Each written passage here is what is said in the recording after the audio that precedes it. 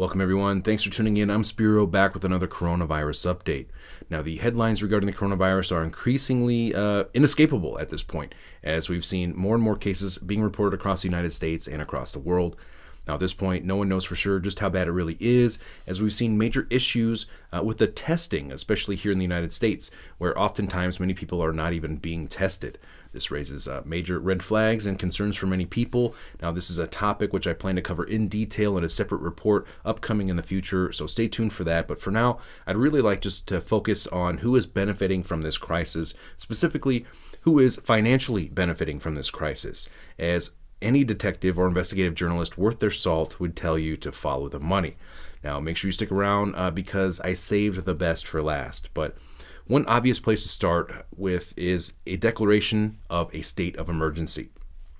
Now, so far, several states in the United States have declared a state of emergency due to the coronavirus, despite some states only having one or just a very small number, very few amount of reported cases concerning the coronavirus. And these states include Florida, California, Washington, Maryland, Utah, and New York for now. And I'm sure that I won't be surprised, basically, if other states follow suit in this. But why is this significant? Well, once a state of emergency is declared, not only does the state get special powers, which can supersede ordinances and even laws, and even suspend due process, which may jeopardize individual civil liberties, they also get access to federal funding. Big, fat paychecks are handed out. But then at this point, the state would have to play ball with the federal government's rules in order to maintain that funding. So, in other words, basically, the states become federalized in a sense once they start to receive this federal funding. And this isn't the first time we've seen this battle. We've seen this before as the federal government has tried to exercise its influence over states in other federally funded programs in the past, everything from road maintenance to the education system and, of course, the militarization of police forces. Now, another industry which is making boatloads of money, of course, is the vaccine and pharmaceutical industry. As I've previously reported, Johnson & Johnson, who did participate in Event 201, which was essentially a United Nations pandemic simulation of a coronavirus outbreak, which took place just weeks before the actual coronavirus outbreak took place, has now partnered with the federal government. That's right. Johnson & Johnson has now partnered with the federal government to develop a coronavirus vaccine. And wouldn't you know it, Johnson & Johnson's stocks are currently in the green.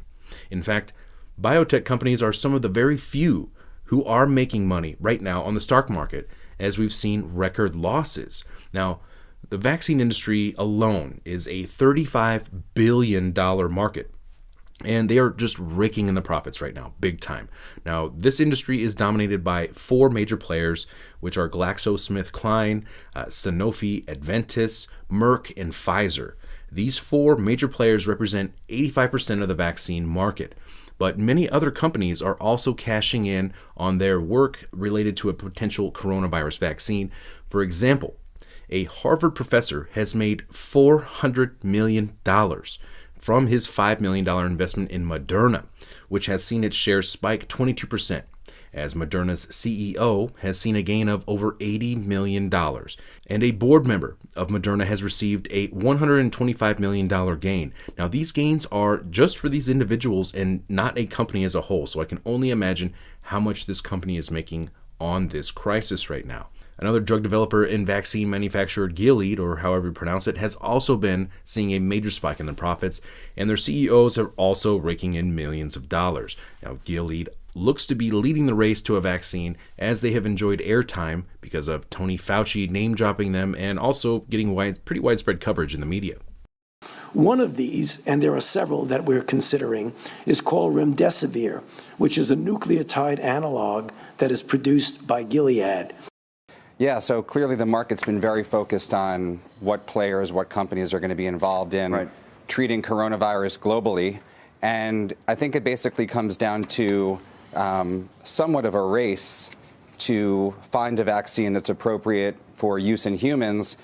And what's happening now is we're going day to day, headline to headline, to determine or assess which of these companies is going to come out with an appropriate treatment.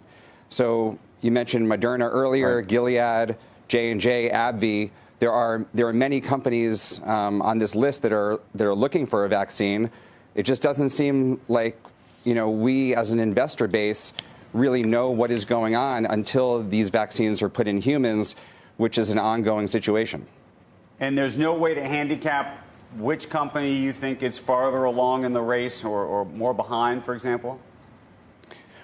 Joe, it seems like Gilead is probably the largest company, and they happen to be in the lead by most accounts.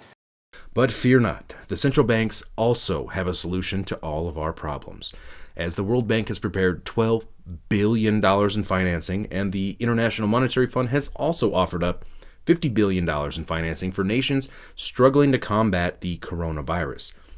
Now, ladies and gentlemen, this is exactly how these central banks have been conquering nations without firing a shot for decades, through a debt-based system of slavery.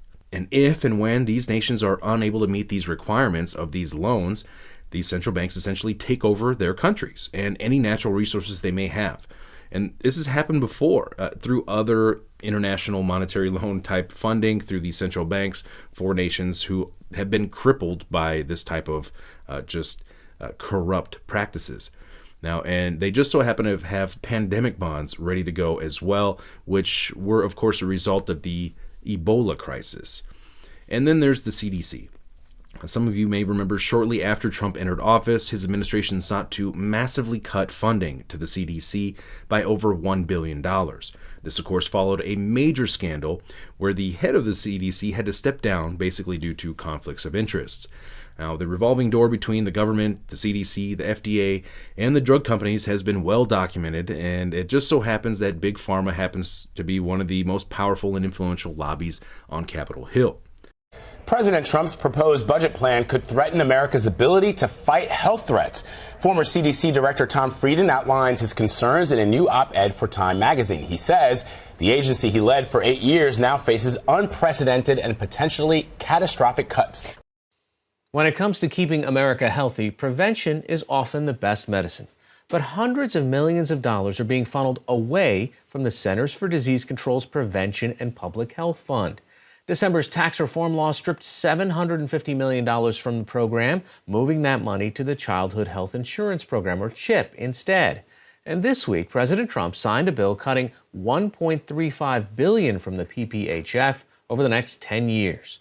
In addition, funding is not being renewed for global health initiatives, which monitor outbreaks overseas, including Ebola. So where does the CDC go from here? Yesterday, I spoke with Ashley Yeager, an associate editor with The Scientist, who's been covering the story. Tell us, what is the PPHF? What does it do?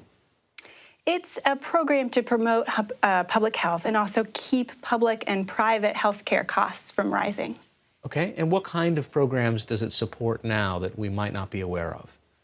Well, one of the biggest is actually immunizations, trying to create infrastructure and access to shots and vaccinations for many more people, children included, across the country.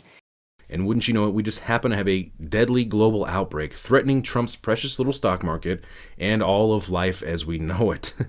Now, just yesterday, Trump signed a $8.3 billion emergency aid package when he only asked for $2 billion, and they gave him $8 billion. So how often does the government give more, like 4 times more than what you asked for? It happened here. It's okay. So $3 of that $1 billion will go to the drug and vaccine manufacturers, of course, for their research and therapeutics in response to this coronavirus. And the rest will be doled out to preparedness efforts, and I'm sure the CDC will get a nice little cut. Because as we've seen in the past, when the CDC and the vaccine manufacturers were well funded, outbreaks like Ebola, Zika, SARS, and the others which were all hyped by the mainstream media, of course, who is heavily funded by Big Pharma through advertising, we've seen these diseases quickly come and quickly go. And I guess that's because, well, they were all well funded enough to do their jobs, huh? Well, as we've seen, the CDC specifically warn that they would not be able to effectively handle an outbreak if their funding was cut. Now we have this outbreak, and the media wants you to believe it's out of control. And wouldn't you know it, of course, the CDC and Big Pharma gets more money than they asked for this crisis. And now I'm not saying that this coronavirus is a manufactured crisis, but at the same time, I'm not saying that it is not a manufactured crisis. That is up for you to decide. But it sure has, in my view, all of the earmarks of one. Now, we've seen this pattern play out before, and this is just one example that I'd like to share with you here, and it's been documented that agencies like the FBI, for example, have been responsible for manufacturing 90+% of terror plots, only to come and bust them at the last minute and be the heroes. And this justifies the agency's existence, it justifies the agency's funding, it justifies the agency's powers, which often fall outside of the Constitution, while keeping the people in check and under big government's thumb. So could this be another case of manufactured crisis? We can't rule it out. We have to see where the evidence takes us and follow the money. Now, one more piece of information which I find very interesting that someone suggests may possibly be some type of foreknowledge, perhaps, of what we are seeing unfold regarding the coronavirus today, or at the very least would suggest that not all the information is being shared with the public. Now, this is the fact that a job posting was listed on the official CDC website for a public health advisor for the CDC's quarantine program. Now, that might not sound strange now, but this job was posted on November 15th, 2019, before anyone had ever reported any information regarding this new coronavirus outbreak. Now, what are the chances of that, as we now see quarantine centers popping up all over the United States? I guess we'll just have to chalk it up as one big coincidence, right? But what we do know is to never threaten to cut the medical mafia's funding, or you just might find yourself in the middle of an outbreak. Now, there's so much more information, but I'm afraid I'm out of time right now today. Be sure to follow me on Twitter where you'll get all of the latest updates and information that a lot of times doesn't make it into my video reports, like this doozy from Activist Post exposing how there is a provision in the U.S. Patriot Act which actually allows the U.S. government to continue its biowarfare programs outside of law, which was, of course, written by Professor Francis Boyle, the Biowarfare Act, and Professor Francis Boyle has been a guest on the show many times. So you can also follow me on BitChute, because they literally can shut down this YouTube channel at any day. They've done it before. They've taken my channels before. I'm surprised this one's still up at this point, to be honest. But you can always find my work at activistpost.com. Thanks so much for watching. Please share and stay tuned for more. There's a lot more information, other reports that I have already in the works.